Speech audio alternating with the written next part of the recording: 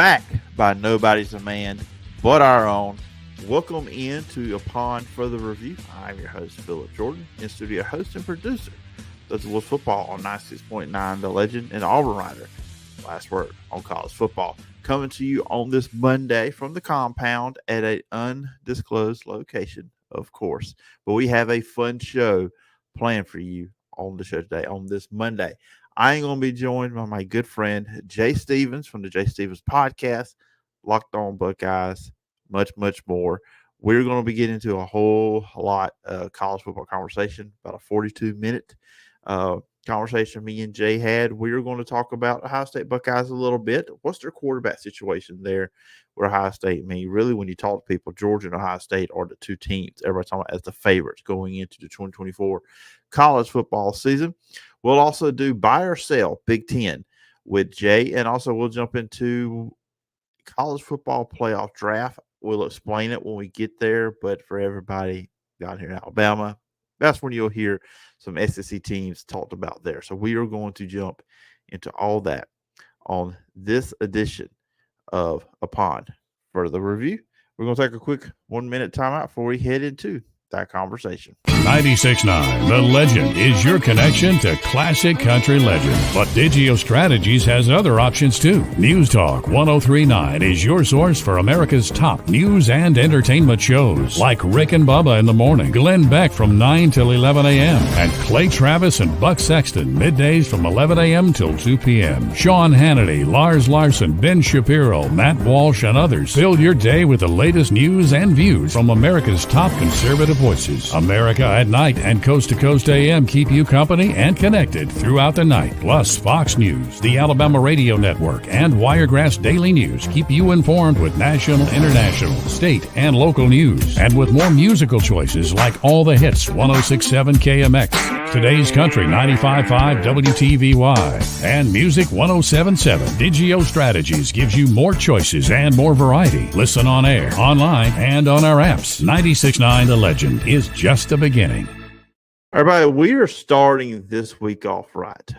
We're going to have a fun conversation here today with my guy, good friend, longtime visitor of the show, about to be, soon to be father, Jay Stevens, host of Locked On Buckeyes every single day. You can also check him out on the Jay Stevens podcast. I've been on that one a few times.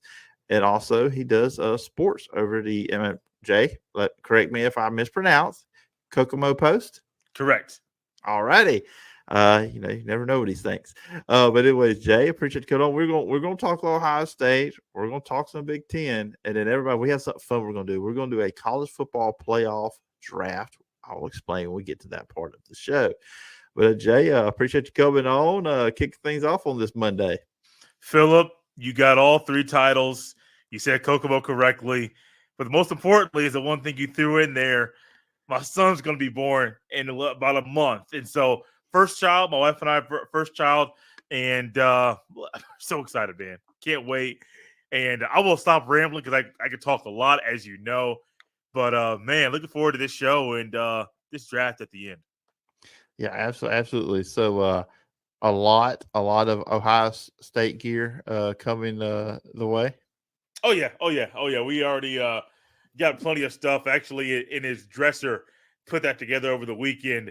There will probably be an Ohio State only portion of it in drawer, because I know people down south say it just means more, but in our family, Ohio State just means more. I'll leave it there. Yeah, absolutely. Well, just mean more, just means more teams. That's kind of like the new thing going on now. Everybody, I know where to find me. Let's talk Ohio State. And me and you, we did a show together, a podcast together before the spring. So as I told you off air, I'm going to tell the audience now, we're not going to go into a deep dive of the whole thing, but I did kind of want to get into the quarterbacks and just Ohio State post spring, not naming a quarterback. And of course, we talked about Will Howard coming in from Kansas State. Yeah. When we talked last time, Devin Brown, I swear, he's for me only. He's got to go to a normal quarterback number. That number 33 was just giving me problems watching the spring game. I'm just being honest. Then you got Julian Sayin, who was committed to Alabama. Changed. He's at Ohio State now. What are your thoughts? Is this kind of danger area for Will Howard, or do you kind of still see him as the favorite to be the Ohio State Buckeyes quarterback? I think he's still a favorite. I think he's who the team should go with. And it's not just because the other guys are inexperienced, but that's a big factor into it. You have a guy who's coming in who has won a conference championship in the Big 12. He actually, I think in that conference championship game, they beat TCU. And TCU still, I believe they beat TCU, but TCU still went to the playoff. Mm-hmm. Forgive me if I got that incorrect, but it did some really good things. He did good play. He's a good quarterback. He's a solid starting quarterback in college football. The offseason narrative and the conversation was for him that, hey, he was contemplating going to the NFL or going to Ohio State. Well, in my mind, Phillip, I never saw an NFL quarterback with him when he was at Kansas State. So I'm thinking, what advice are you getting that is your move? It's either the NFL or Ohio State. Now, neither one is a bad option. He'll probably go there, make a practice squad, might make a 53-man roster. I didn't see him playing, being the second quarterback on a depth chart, probably being QB3 and being out of the league really, really soon. I just never saw that guy. Now, being at Ohio State for 1 year, you not only have Ryan Day, who's a really good quarterback coach, you also have Chip Kelly.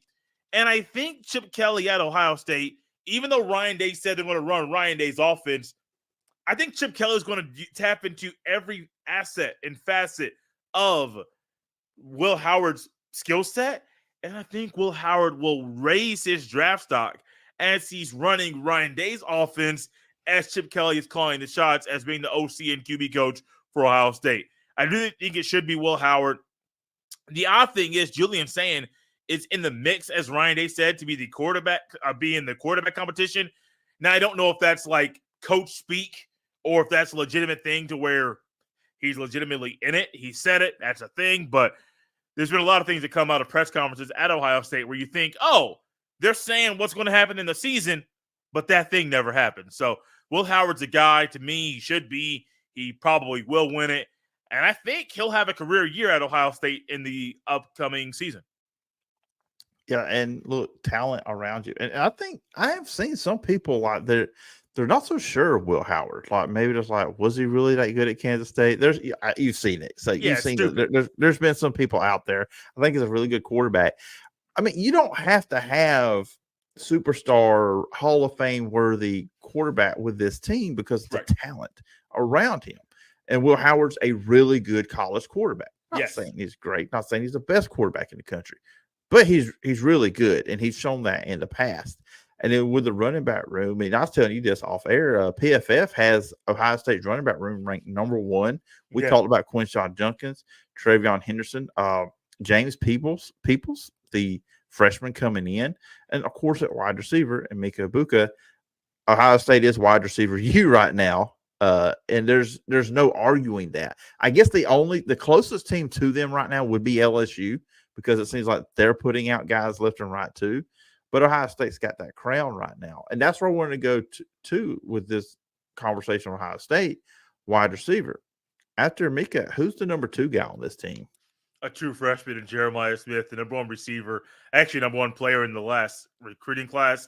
And I do a show weekly with the guy who's been covering recruiting for about 20 years now. He said he's the best, like covering recruiting, but he's seen more football than that. He said this is the best high school recruit as a prospect since Randy Moss. That's how good Jeremiah Smith is. Yeah, I know. It's insane. He said it over and over and over. He said by the end of the season, Jeremiah Smith will be Ohio State's best receiver. And he even went a little bit further, said Jeremiah Smith will be one of the best receivers in the entire country at the end of the season. So Jeremiah Smith's number 2. Behind him, you'll have Carnell Tate, Brandon Ennis, or Bryson Rogers. All of them are second-year guys. And so a very inexperienced group of players that will be playing starting at Ohio State. Outside of Mika Ibuka, who if Ibuka didn't get hurt last year, he probably goes to the draft. And the wide receiver room looks a whole lot different, and the conversations we're having this offseason are a whole lot different if Ibuka's experience and leadership is not in that room right now. But it's Jeremiah Smith, Carnell Tate, Brandon Ennis, Bryson Rogers. Jaden Ballard's going into his 4th year at Ohio State, and I still don't see a role for him because he has not done enough to emerge during his time at Ohio State. And honestly, Phillip, I said this earlier on Locked on Buckeyes. I'll say it here for you. I think Ballard should have gone to the portal. I think it would have been better for him to transfer somewhere else, similar to Julian Fleming, who was a vet at Ohio State. He left Ohio State at the end of the season, transferred to Penn State. He's going to start. He's going to get a lot of attention. He's going to get a lot of balls thrown his way. If Ballard wants to get the football, he should have left Ohio State, but he decided to stay. He might get a ring for staying.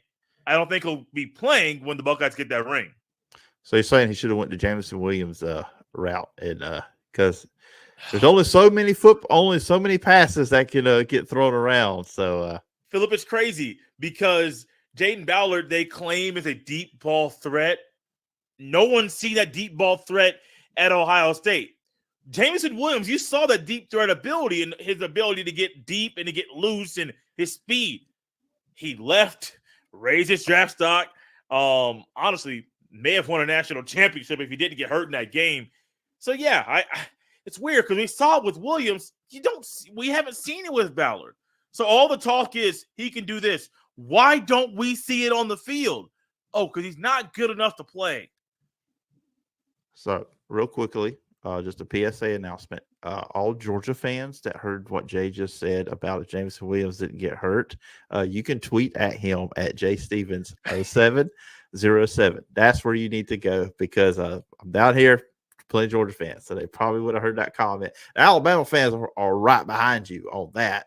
That's been constant ever since those two played. But anyways, but Georgia is now saying if they had brought Bowers in the SEC championship game last year, they would have beat Alabama. So I guess it works both ways. I'm with the Bulldogs on that one. I'm with Georgia on that one. I am. There you go. You. It's like that Dumb and Dumber scene. You completely redeemed yourself on that one. It didn't take long either. You change the conversation, threw something out there. I agree with it. Hey, we're all back and better than ever. Hey, those interview classes I've been taking at Troy University are really paying off for me right now. So we're going to do a couple of fun things here now. So I wanted to get your thoughts on the Big Ten as a whole. I mean, you don't just pay attention to Ohio State. You pay attention to what else going really college football overall, but of course in the Big Ten. And, normally we would probably say, hey, what do you think about this team? What do you think about this team? We do it like that. So now we're going to play a game. We've seen them do this on other networks, buy or sell. Yeah. I'm going to just name a team. Tell me if you're buying or selling. Just throw in a comment there too if you would like. So, and I'm not going to go over every Big Ten team. I picked about 5 or 6 teams here I'm going to throw at you. And I'm going to start off with one of the new guys. Buy or sell the Oregon Ducks. Oh, I'm buying that. I'm buying that every day. I'm a big fan of Dan Lanning, the way he's constructed this team, the way he's built this team, the mindset of this team, the chemistry, that they're all in on what he's doing and what he's preaching. They got a really good quarterback in Dylan Gabriel. And I do think that you would be silly to not buy what Oregon is right now. Yeah, and you add in Tez Johnson coming back, and that they add Evan Stewart at receiver. Yeah. And we know they're going to be good defensively. It's kind of like Georgia with Kirby, with Dan Lanning there. They're going to be a solid defensive team. Yeah. So, yeah. This next team I'm going to mention, I'm going to go ahead and tell you, if you was asking me these questions, I'm selling this team 100%. I'm sorry, anybody that hears this when I name this team. Are you buying or selling the Michigan Wolverines? Hey, sell. I don't want no part of that nonsense, that cheating situation they had going on. Selling that, gosh, they're looking at going from winning a national championship to losing 4 games, possibly 5. That's where they are. No. I mean, they got Donovan Edwards coming back, but that's about it. Offensively, they lost so many. I don't know what he is as a starting running back, though. Like if he's a featured back, I don't know what to think about him because that's where I am. He's very big play guy. Yes, he's not like consistently get you 4 or 5 yards play after play. He's more like no yards, 1 yard, negative yards, 50 yards, 1 yard. Something like that. I mean, he can break it open at any moment, but consistency, he's not a guy you can lean on. And then, look, replacing your quarterback and all that stuff, they're going to have some issues. A team I've been hard on, buying or selling, Penn State. I'll buy it. I will. Penn State's been one of the most consistent teams in the country. You can pencil them in for being a 10-2 team, not winning your conference, playing in a big-time bowl game. I will buy it. And honestly, James Franklin has been able to sustain that level, 10-2, 9-3 regular season, where you're penciling in 2 losses every year to Ohio State, Michigan, penciling those bad boys in. And then maybe another loss here, maybe not. I'll buy it. I'll buy Penn State. So the next 3 are going to be interesting. Iowa, buy or sell? I'll buy their defense. I'll sell them as a team. If they can somehow figure out a way to put some of that mojo in what they put together on defense and take some of that same skill and put it on offense, I'd be more open to buying it, but I'm selling it, man. It's weird because the Iowa standards, they do what they're supposed to do, but I don't follow their standard. My standard is a little bit higher. And so if I'm going for Iowa standards, I would buy. I can't buy. That offense is atrocious. I got to sell. You may do the same thing on this next one. Buy or sell the USC Trojans? I'm going to sell. This is tough. I wasn't a big... Even though Caleb Williams was a good quarterback in college, I was never a big Caleb Williams fan. Same. Chicago Bears fans, I apologize for what you're going to deal with over the next few years. I just don't think he is a guy right now.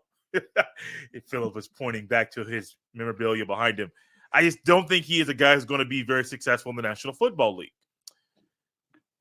I'm also not able to say that I'm buying Lincoln Riley because even at Oklahoma, you're getting the same thing you're getting at USC. But he's better than Clay Helton, don't get me wrong. But I just don't think he's going to be able to take them back to the heights that USC fans want him to take them back to. So I'm selling USC.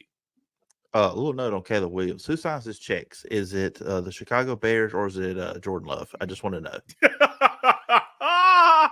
Oh, we're starting early. We're starting early with the trash talk. I'm here for it. Oh man, go Pack, go! I will not hide my pro football fandom at any time behind this microphone. Don't do it. The last Big Ten team, and these teams, Oregon, USC, just weird to say, but Washington Huskies. Are we buying or selling? I will buy Washington. So, little fact that's kept inside because I don't really talk about West Coast teams. That's one of those teams that I would secretly root for and quietly root for. It's just they always play games at odd times for me in the Eastern time zone that I don't normally watch them play. But I'm going to buy them. Going to a new conference where it's going to help them get into the playoff, even in an extended format. It's going to help you get into the playoff. You're going to be playing really, really good competition.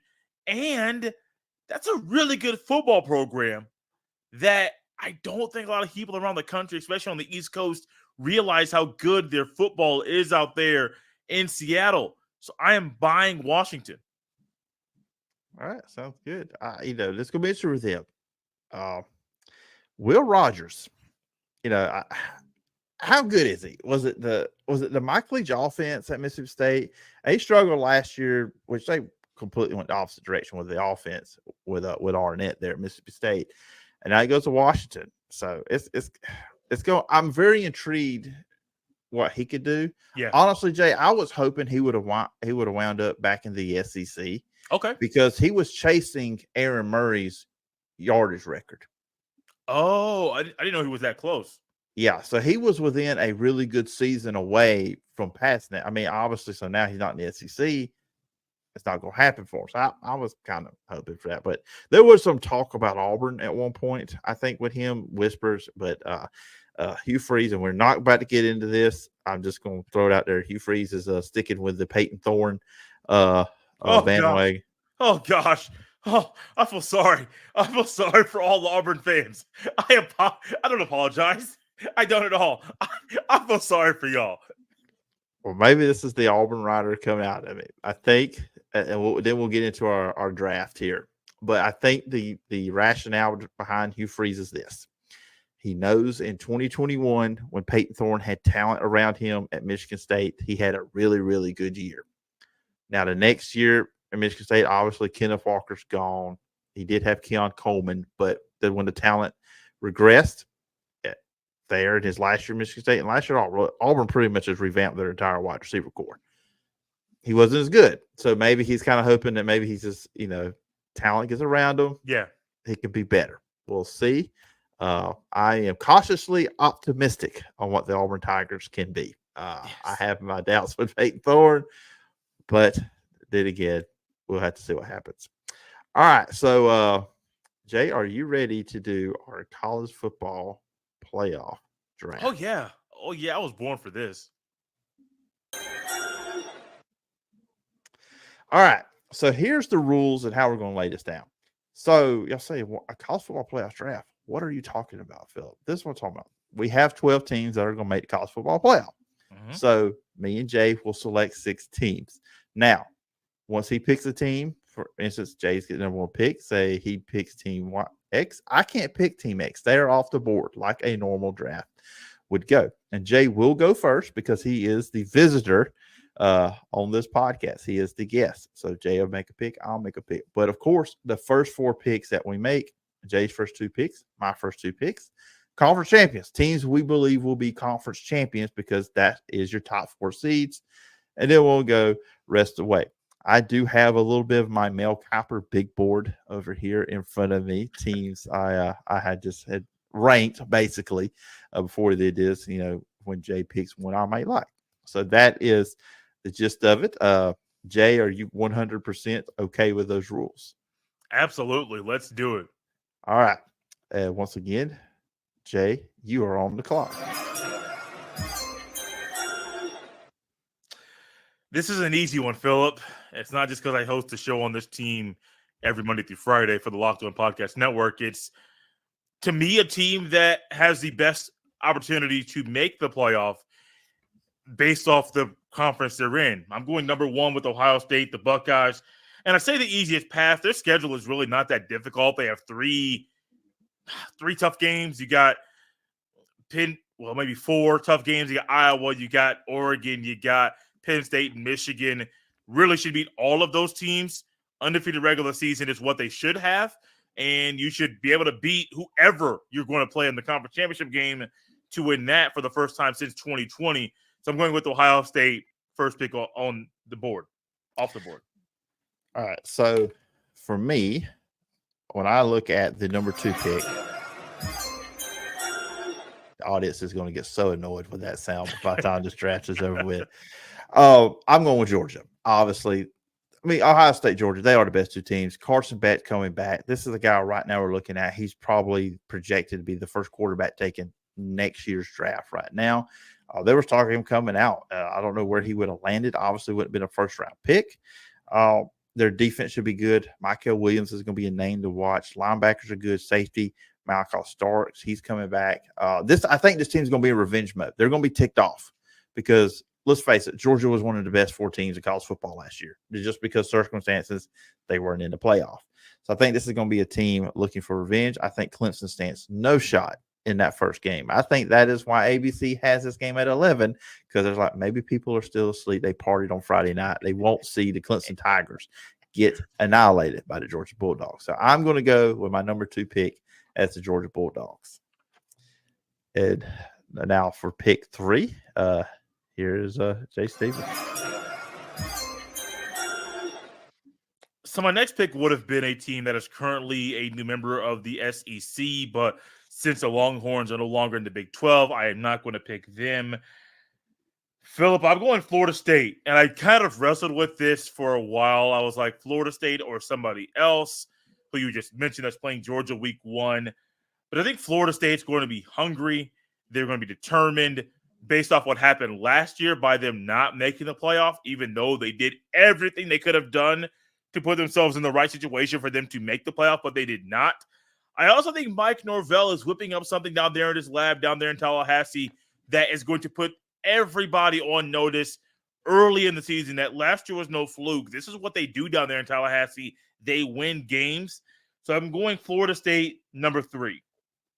I like that. DJU coming back at quarterback with them. They went and did. I think he's a solid quarterback. We'll see how he does, Mike Norvell. They've got good running backs there with Lawrence Foley, and also Roydell Williams from Alabama coming in, and Malik Benson receiver. So yeah, I love that pick. I would have made that pick if they were in my spot, but I love it. I love it with Florida State. So for me, with the fourth pick, and then we're really going to get fun after this one when we're no longer picking who we think are going to be conference champions. If we're going with all power four, I honestly was going to go with Oklahoma State winning the Big 12, but then I remembered who's joining the Big 12, the Utah Utes. I have Utah as my number 4 team. Cam Rising returning. You know this team's going to play really good defense. They have a lot of guys returning on this team. 8 returning starters on defense. When Cam Rising, he didn't play last year, but before that, he led Utah to 2 straight Pac-12 championships. I'm going to go with Utah as my number 4 team. That's a good pick. That's a very, very, very good pick. And honestly, this is one of those with the expansion being as crazy as it is, Phillip. I was not thinking Utah because I was thinking Pac-12. And then I get on my paper, there is no Pac-12. Wow. Yes, there is. There's 2 teams in the Pac-12. Yeah, they're in the Mountain West. They could have joined the Big Ten. And honestly, since we're here, I legitimately think Oregon State, Washington State will be the next, well, not next members of the Big Ten, but they will join their biggest rivals in the Big Ten sooner than you might think. I tell you one thing I am happy about, then we will get the 5th pick. I'm glad that their rivals are still playing them this year. We're still getting the Apple Cup, and we're still getting Oregon versus Oregon State. I am happy that they're still call it the Civil War. Is that still allowed? No, you can't say that, Jay. Man. I don't even know what they call the rivalry anymore. We know they had to change Oklahoma and Texas for at one point too. The Red River Shootout, I think, is what it was called. And then they said, and I was like, wait. So I figured that out by playing the video game, which we're finally getting back after 10 years of being nothing. And I was like, okay, cool, Red River Shootout, I can do that. And then all of a sudden, look on the field, they took it away. And I'm thinking, wait, what? They took away the name Florida, Georgia. I don't think they can still call it what they used to call that rivalry anymore. They may not can call it that on TV. They may not can call it on radio. But believe me, well, not in radio, just TV when they advertise it for sponsoring. Everybody still calls that the world's largest outdoor cocktail party. So I'm glad. I am glad. Keep tradition alive. Unlike Colin Cowherd, who is trying to kill the USC Notre Dame rivalry, keep traditions in college football. I had to throw it out there, man. It was just so stupid. It had to be in this show. You will not tell us Southerners we can or cannot do something. You even tried. It is not going to work out for you. That is one thing I can say here on this podcast. Do not tell a Southerner, especially do not mess with us when it comes to our college football. We will push back every single time. Every time. So now let's get the 5th pick. Pass it back over to Jay. So this is going to be a team, and I wrestled with 2 teams here. This is a team that is a new member of the SEC that I mentioned that would have been my 3rd pick. But since they are no longer in the Big 12, I did not pick them. I'm going Texas. Quinn Ewers is there. Their defensive front, oh my gosh, was so much fun to watch last year as they just destroyed people. The one thing I like about this team, though, is that if Quinn Ewers goes down, I trust Arch Manning. Even though I haven't seen him play much, I still trust him to be a good backup. Not just an okay backup, a good backup for Texas. And I'm not going to say he's going to go in there and take over for Quinn Ewers if Ewers gets hurt in back-to-back seasons. I do think, though, Arch Manning will make a bigger name for himself and ultimately help Texas keep that record up if Ewers gets hurt this year. So not hoping for injuries at all, but I do think Texas, number 5, that's an easy pick for me. Yeah, I like Texas a lot. I usually don't do this, but I've kind of not withheld this information probably since the end of spring. I think Georgia and Texas are playing in the SEC championship game. But my next pick may have something to say about that. Okay. At number 6, I'm going with my favorite coach in all of college football, Lane Kiffin and Ole Miss. Man, they're loaded. They have stocked up defensively, offensively. And of course, Jackson Dart's coming back. So I like this Ole Miss team, and they get Georgia at their home. They actually have a relatively easy schedule, Ole Miss does, compared to what some other SEC teams do. It really works in their favor this season. So I like Ole Miss. I'm going with Ole Miss at number 6 there. And if they could throw, a lot of prohibitors or barricades in front of Georgia and Texas of having that matchup. Phillip, I was waiting. I wasn't sure if they were going to be in the top 10. I realized 11 or 12 would be like 11 would be the only other option because I do believe 12, at least in my mind, is going to be a G5 school. Maybe not yours, but since I believe we still have to put a G5 school in the draft. But I dig Ole Miss. They've been inching closer and closer and closer to this moment for a long time. Yeah, I kind of wonder with them, though, it's just making the playoffs a success, or because they do have a lot of expectations going into next season with everything they have coming back and everything they went and got in the portal, if that would be a disappointment, say if they were one and done. It's kind of going to be interesting with Ole Miss because Ole Miss is not used to being here. They're not used to being in that spot. Lane Kiffin has elevated this program to a part really they haven't seen even when they had Archie Manning or Eli Manning.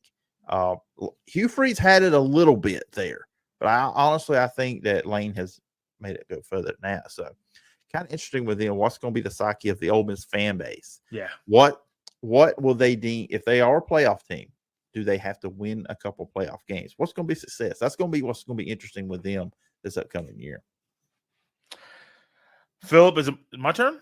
Yes. Wait for the music, Jay. We do things right over here at my YouTube channel. We do. You do. This one is, oh my goodness, expansion is something that I want to still get used to. This one is a school going to a new conference, and we talked about them earlier, and buy or sell. I would feel very foolish if I did not pick Oregon, the Ducks, Dan Lanning's, the Fighting Dan Lanning's, whatever you want to call them, here in this spot. I firmly believe they're not only going to make the playoff, they're also going to win a game in the playoff and really prove to everybody and show everyone around the college football world that they belong in this conversation. Yeah, I had them next on my board too as well. Honestly, we have actually so far went off my board. Like it's wild. There has not been any kind of surprises thrown in so far on this. I like Oregon. I think the transition is going to be good for them. Yeah. I think Dan Lanning has built that team in his 2 years. They're a physical team. They've got the quarterback in Dylan Gabriel. They've got the receivers, as we mentioned. I don't know. I didn't really ask you this question in the Ohio State part at the beginning, but I feel like they're Ohio State's biggest threat in the conference. Yeah, so it's weird. Outside of Michigan, they're the biggest threat. I still think Michigan is not a better team than Oregon, but they have the mental and the psychological advantage right now. And so I think that mental hurdle is something Oregon will never, ever be for Ohio State. So, yeah, like physically on the field, yes. But players always say that game against Michigan is always the most physically demanding and mentally demanding game they play every year, regardless of Michigan's record. So, yes, on the field, Oregon's the better team. But that Michigan game, man, it's still a tough one. So you have you think higher of Michigan than I do. I don't think Michigan's better than Oregon State, much less Oregon. But yeah, I have a better respect for the rivalry over the past 5-6 years than I used to. Maybe it's me also getting a little bit older and trying to maybe softer. I don't know what it is. I'm not sure. Yeah, it happens to all of us. As we get older, we start to mellow out a little bit. It's not fun, but it happens. All right, with the number 8 pick,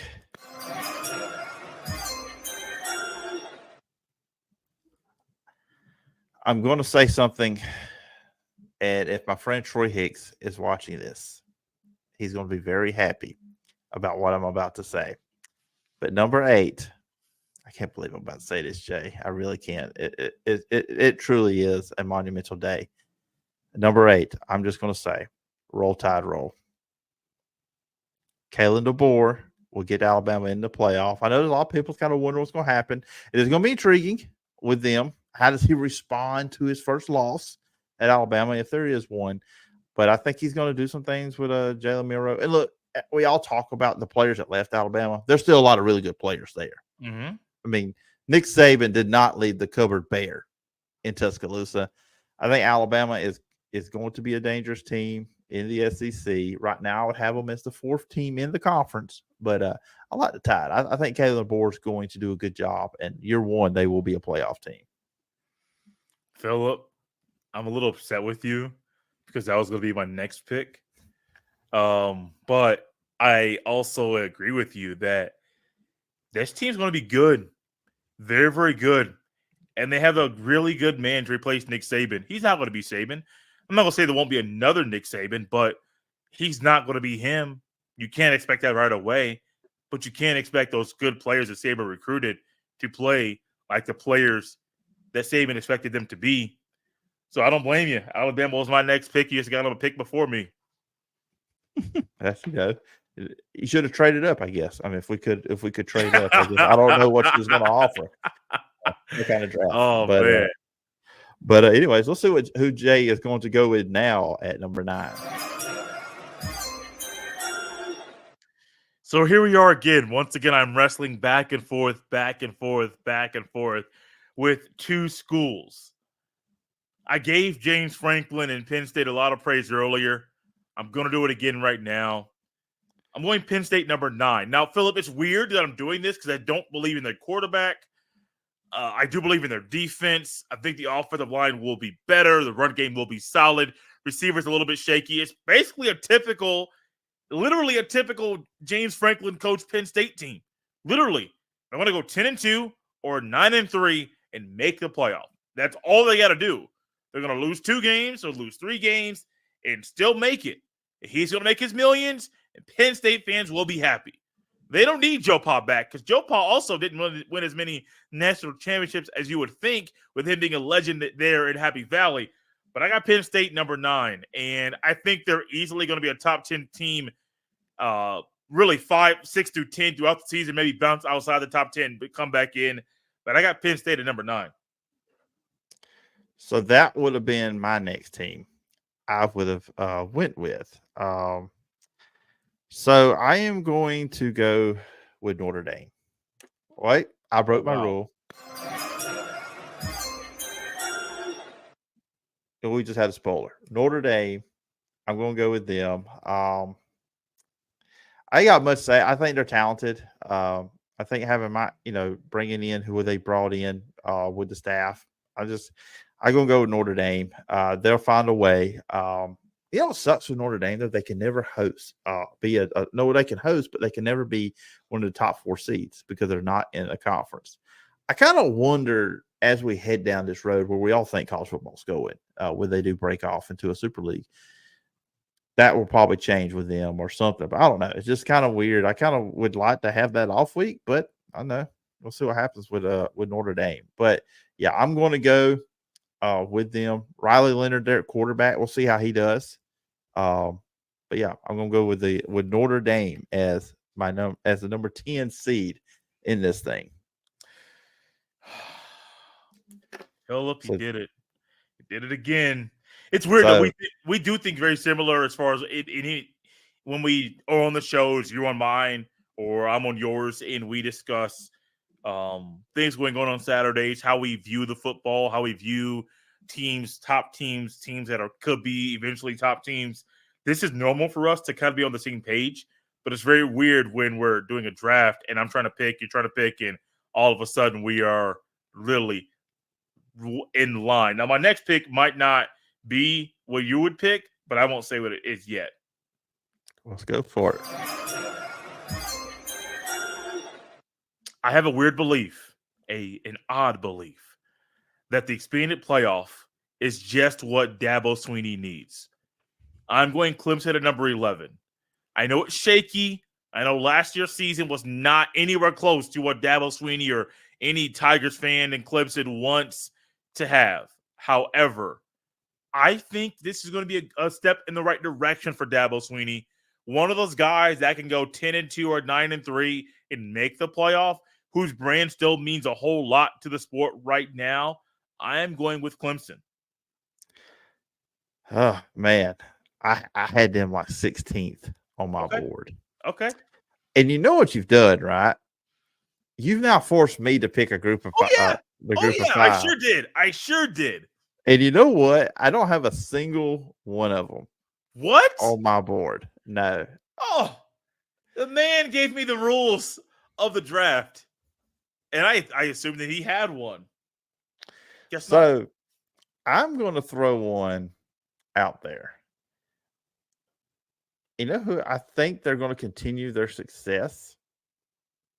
The Liberty Flames. That is twice, Phillip. That's twice.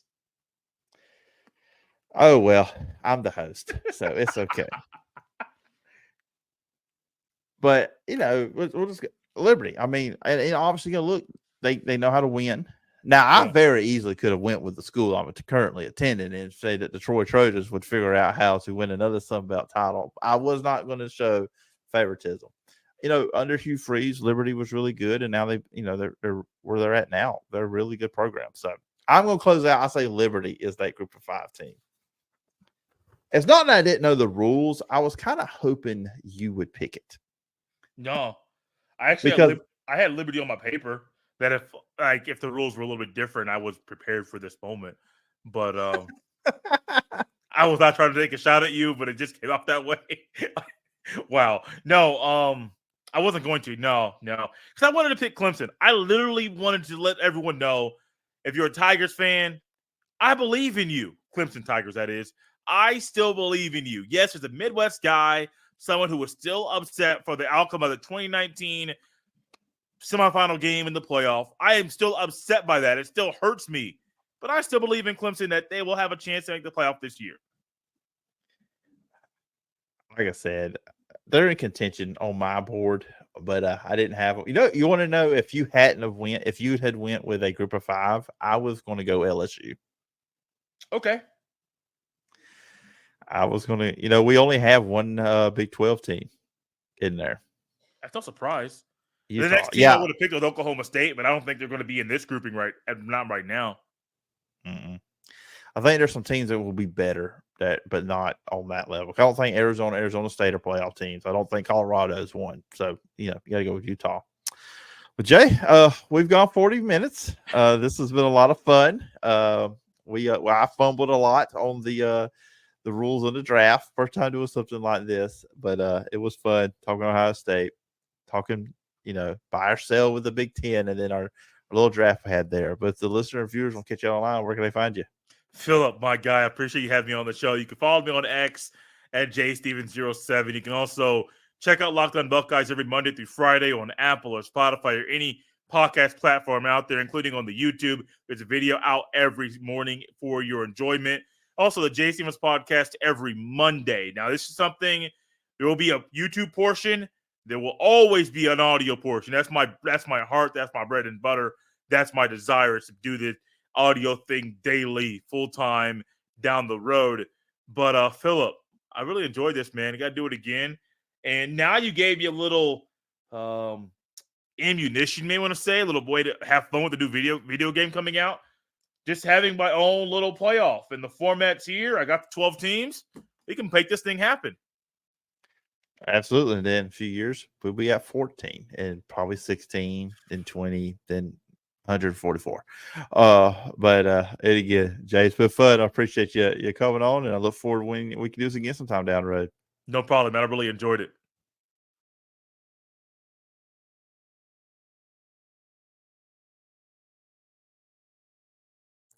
All right, that's going to do it for this edition of Upon Further Review. We will be back on Wednesday looking to preview the Arkansas Razorbacks, continuing previewing teams as we get closer and closer to the college football season. Of course, we'll be here on Friday too as well. You can follow me on social media at PJordanSEC. Podcast is available on all your favorite podcast platforms, Apple Podcasts, Spotify, just wherever you get your podcasts. And if you're on Apple Podcasts, please follow, rate, and review. Leave a review. I will read it on a future edition of the show. And if you leave just 4 stars, you are just a straight up hater. You can watch the show over at the Wiregrass Daily News Facebook page, both of my Facebook pages. If you're a personal friend of mine, that page, or the professional page, Phillip Jordan Sports. And you can also watch it over on my YouTube channel, Phillip Jordan Sports. That's what it's called as well. We go every Monday, Wednesday, and Friday on the stream at 7 a.m. Central Time. So you can check it out there. Throw in some comments. I'll appreciate that as well. You can email me at sportstalkphilipjordan@gmail.com. You can read all my written work over at Last Word College Football and Wiregrass Daily News.